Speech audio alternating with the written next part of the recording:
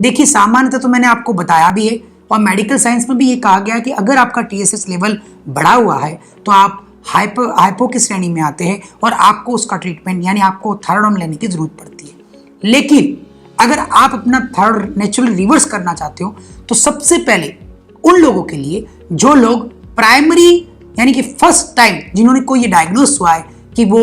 Hypothyroidism से सफर कर रहे हैं यानी उनको थायराइड की समस्या है, उनके लिए क्या प्रोटोकॉल होना चाहिए। देखिए अगर आप अपना TSH लेवल बढ़ा हुआ पाते हैं तो सबसे पहले आप किसी भी नियर बाय सेंटर में जाकर कंसल्ट डॉक्टर से अपनी रिपोर्ट का डिस्कशन कर सकते हैं और ये पता लगा सकते हैं कि क्या इसका नेक्स्ट इन्वेस्टिगेशन इज नीडेड और नॉट। क्योंकि कई बार ऐसी परिस्थितियां भी होती है कि आपका TSH with in the normal आए या बढ़ा हुआ भी आए या कम भी आए, लेकिन ये डायग्नोस करना इतना ईजिएस्ट नहीं होता कि हाँ ये हाइपर है या हाइपो हो, ये किस कारण से हुआ है। इसका बहुत सारे कारण भी हो सकते हैं। आप पहले 3 चीजें अपने लाइफ में फाइंड आउट करना शुरू कर दीजिए। क्या आप इनएक्टिव तो नहीं, यानी कि आपकी जो फिजिकल एक्टिविटी है क्या वो कम तो नहीं, क्या आप अपने डाइट में ज्यादा मात्रा में फैट और कार्ब तो नहीं ले रहे हो, और तीसरा से सबसे बड़ी जो मुख्य समस्या है जो थायराइड को डेवलप करती है या कह सकते हैं इसको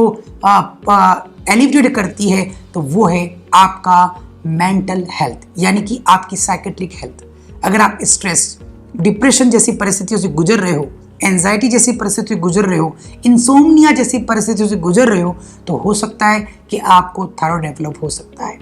तो ये अगर आप 4 फैक्टर अगर आपके साथ में जुड़े हुए हैं और अगर आपका TSH बढ़ा हुआ आया है तो आपको सबसे पहले इन्हीं 4 फैक्टर को कंट्रोल, ऑब्जर्व और करेक्ट करने की जरूरत है। तो मेरा आपको सीधा सीधा यही संदेश है कि अगर आपका थायराइड पहली रिपोर्ट में बढ़ा हुआ आता है तो आप किसी भी मेडिसिन लेने के बजाय सबसे पहले अपने इन 4 फैक्टर के बारे में गौर कीजिए। अगर आपके खाने में 70% रॉ डाइट चली जाए यानी कि जो कच्चा आहार है वो चला जाए, उसमें कुछ परहेज होता है जो हम आपको आगे बताएंगे, तो आप अपने थायराइड को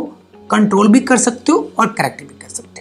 हो। उसी तरह से आपकी डे रूटीन एक्टिविटी में कम से कम आपके जितने भी घंटे अगर आप जाग रहे हो या आप काम कर रहे हो तो आपको ये पता होना चाहिए कि आपकी फिजिकल एक्टिविटी उसके कंपेयर में होनी चाहिए। यानी कि अगर आप चाहो तो आप अपने पूरे शेड्यूल के अंदर कम से कम हर 1.5 या 2 घंटे बाद में 10 या 20 मिनट की स्टैंडिंग या वॉकिंग या किसी तरह की छोटी फिजिकल एक्टिविटी ऐड ऑन करनी चाहिए। यानी आपको कांस्टेंट बैठने से अपने आप को अवॉइड रखना है। जो तीसरी बात है वो है कि आपकी जो मेंटल हेल्थ है यानी आपकी जो नींद है उसको पूरा लेना है। आपको मेडिटेशन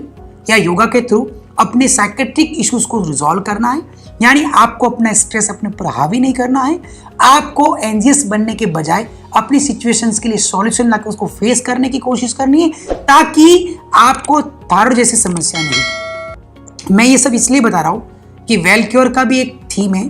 और वेल क्योर का भी एक एम है कि पूरे इस संसार के अंदर या इस वर्ल्ड के अंदर जितने लोग हैं वो बिना किसी मेडिसिन के क्योर हो। हम अपने प्रोडक्ट आपके पास बेचना नहीं चाहते, हमारा मोटिव ही ये है कि आपको वो करेक्ट चीज बताई जाए जिससे आप इजीली रीड आउट हो जाओ। अगर इन सब के बाद में भी आपका हाइपोथायराइडिज्म कंट्रोल नहीं होता तो आपको इस कोर्स के माध्यम से हम ट्रीटमेंट बताने वाले हैं जिसको करने से आप इसे कंट्रोल में ला सकते हैं।